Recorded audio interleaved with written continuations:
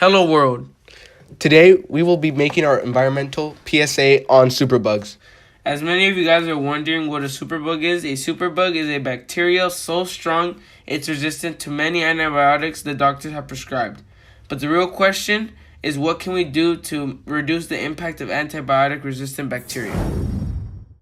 Antibiotic overuse is one of the main components that allows superbugs to become resistant to mostly all antibiotics. Sadly, now that doctors are prescribing antibiotics that are helping to create new drug-resistant superbugs, the effective mutation has changed bacteria. It caused antibody resistance through mutation and transfer between bacterial species. It also caused superbugs such as MRSA. MRSA, or otherwise known as methicillin-resistant Staphylococcus aureus, is referred to a group of gram-positive bacteria that are genetically distinct from other strains of Staphylococcus aureus. MRSA is responsible for several difficult-to-treat infections in humans, and that's why it's very harmful to our society. MRSA is also immune to antibiotics, making it one of the main superbugs.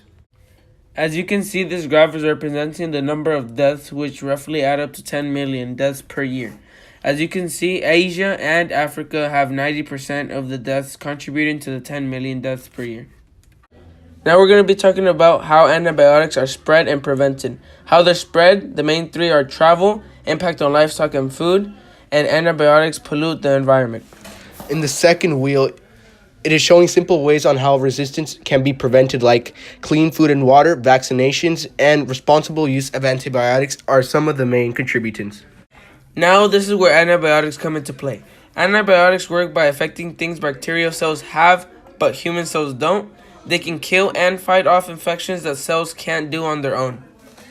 Also, this is one out of the two main solutions that we have come up with that could help stop the superbug spread.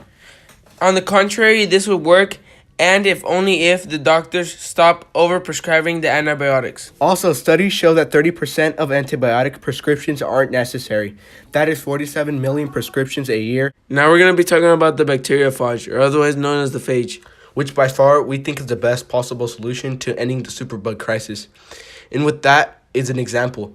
If bacteria were to grow up their resistance to phages, in return, they would have to give up their resistance to antibiotics, meaning that it would be a win-win situation, or in other words, phages are like guided missiles that only attack what they're supposed to and don't harm good bacteria.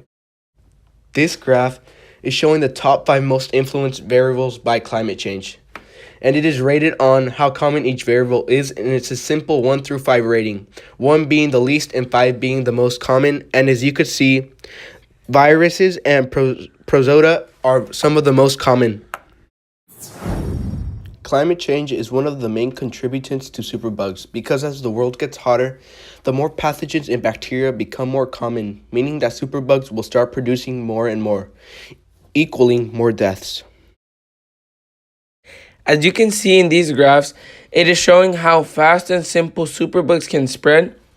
They can spread by vector, water, food, and airborne. Also direct and indirect contact. And they also have a 1 through 5 rating, meaning that vector and waterborne are the most common.